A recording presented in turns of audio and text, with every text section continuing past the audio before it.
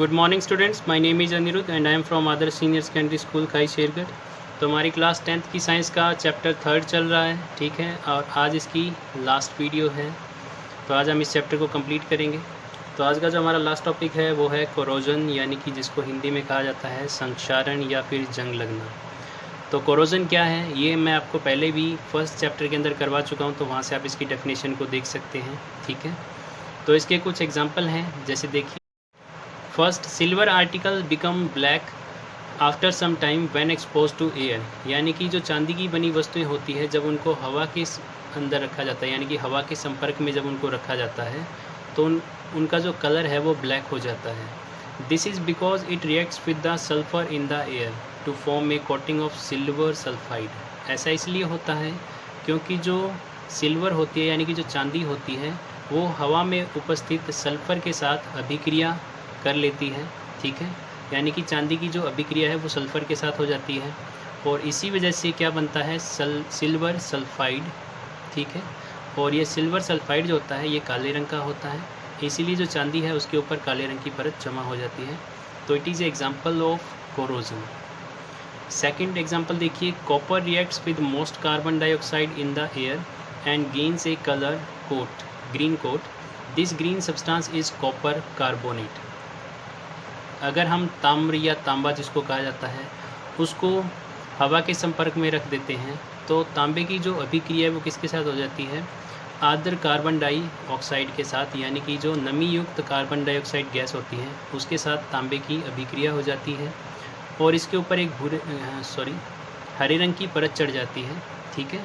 अब ये जो हरे रंग की परत है ये किसका रिजल्ट है, जो कॉपर की कार्बन डाइऑक्साइड के साथ रिएक्शन हुई थी उसकी वजह से क्या बनता है, कॉपर कार्बोनेट, ठीक है।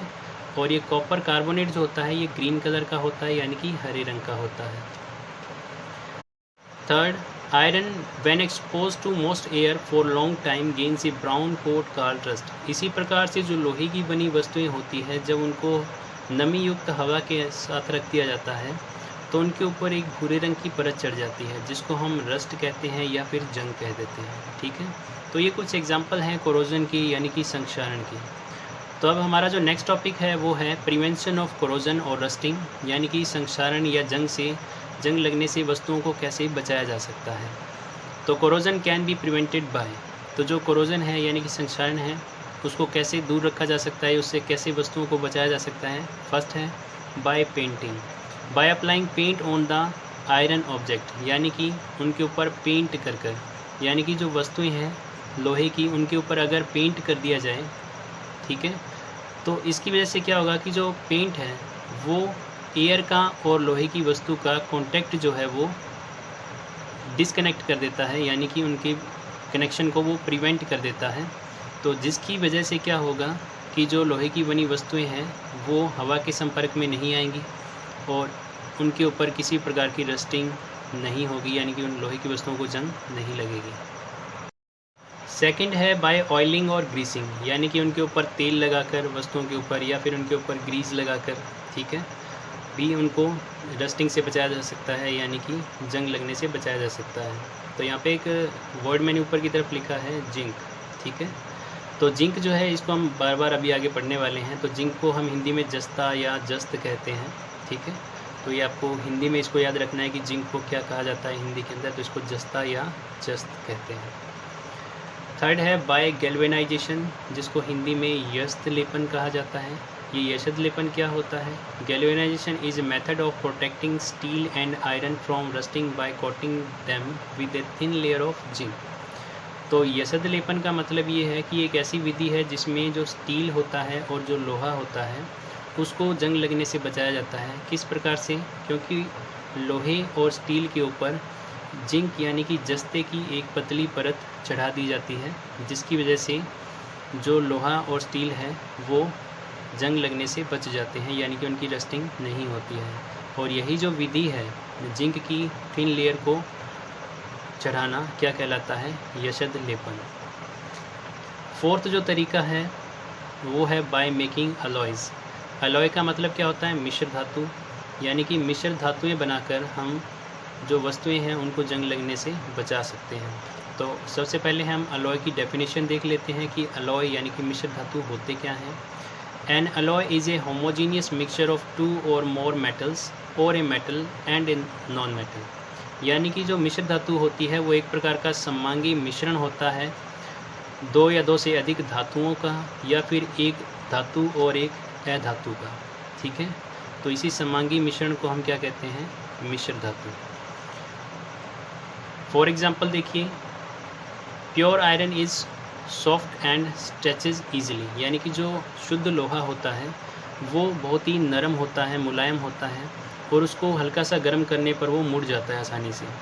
But if it is mixed with small amount of carbon 0.05%, it becomes hard and strong and doesn't rust. लेकिन यदि इस प्योर आयरन के साथ थोड़ी सी मात्रा यानी कि 0.05% अगर कार्बन मिक्स कर दिया जाए तो ये जो लोहा है ये और भी अधिक मजबूत हो जाता है, सख्त यानी कि कठोर हो जाता है। ठीक है, और उसकी रस्टिंग भी नहीं होती है, यानी कि इसको जंग भी नहीं लगती है।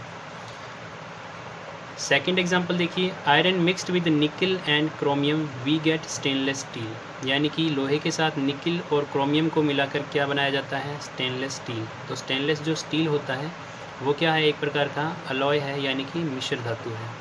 इसी प्रकार से ब्रास यानी कि जो पीतल होता है वो किससे बनाया जाता है, is an alloy of copper and zinc. यानी कि तांबे और जस्ते को मिलाकर क्या बनाया जाता है, पीतल। तो पीतल जो है यानी कि ब्रास जो है वो भी एक अलॉय है। इसी प्रकार से ब्रॉन्ज या जिसको हिंदी में कांसा या कांस्य कहा जाता है, ठीक है, वो भी क्या है, एक मिश्र धातु है, यानी कि एक अलॉय है किसका, कॉपर का और टिन का। ठीक है, यानी कि टिन और तांबे को मिलाकर क्या बनाया जाता है, कांसा यानी कि ब्रॉन्ज। इसी प्रकार से सोल्डर, ठीक है, इसको हिंदी में भी शोल्डर ही कहा जाता है। तो सोल्डर होता क्या है, it is used in welding electrical wires. जो इलेक्ट्रीशियन होते हैं वो क्या करते हैं कि कोई भी जो इलेक्ट्रिकल एप्लियंस है, यानी कि जो बिजली से चलने वाले उपकरण है, जब वो ख़राब हो जाते हैं तो उनकी वायर वगैरह को ठीक करने के लिए, ठीक है, तो वो क्या यूज़ करते हैं, सोल्डर का यूज़ करते हैं। यानी कि एक प्रकार से टांका लगाने के लिए किसका यूज़ किया जाता है, सोल्डर का यूज़ किया जाता है। ठीक है, तो सोल्डर जो है वो किसका अलॉय है, ये है लेड, यानी कि सीसा और टिन। शीशे और टिन को मिलाकर क्या बनाया जाता है, सोल्डर बनाया जाता है। तो सोल्डर भी क्या एक अलॉय है, और सोल्डर का जो मेल्टिंग पॉइंट होता है वो बहुत ही कम होता है, यानी कि इसका जो गलनांक होता है, यानी कि पिघलने का जो तापमान है वो बहुत ही कम होता है। नेक्स्ट इज़ अमालगम, यानी कि जिसको हिंदी में अमलगम कहा जाता है। अमलगम क्या होता है, इन मेकिंग अलॉयज़, यानी कि जब मिश्र धातुएं बनाई जाती हैं, if one metal is mercury, तो किसी भी मिश्र धातु को बनाने के लिए जब एक मेटल यानी कि एक धातु पारा जब यूज़ किया जाता है, ठीक है, यानी कि पारे का जब इस्तेमाल उसमें किया जाएगा, then the alloy is known as amalgam. तो इस प्रकार का जो मिश्र धातु होगा जिसमें पारे को मिलाकर बनाया गया है, ठीक है, तो उस मिश्र धातु को हम क्या कहेंगे, अमलगम। तो आज हमारा जो चैप्टर है वो कंप्लीट हो गया है। तो आई थिंक इसके जितने भी टॉपिक्स हैं वो आपको अच्छे से क्लैरिफाई हो गए होंगे। तो इस चैप्टर की जितनी भी एनसीईआरटी बुक की एक्सरसाइज है वो आपको इसी स्कूल के यूट्यूब चैनल पर मिल जाएगी, तो वहाँ से आप उनको अपनी नोटबुक के अंदर नोट डाउन कर सकते हैं। Thank you.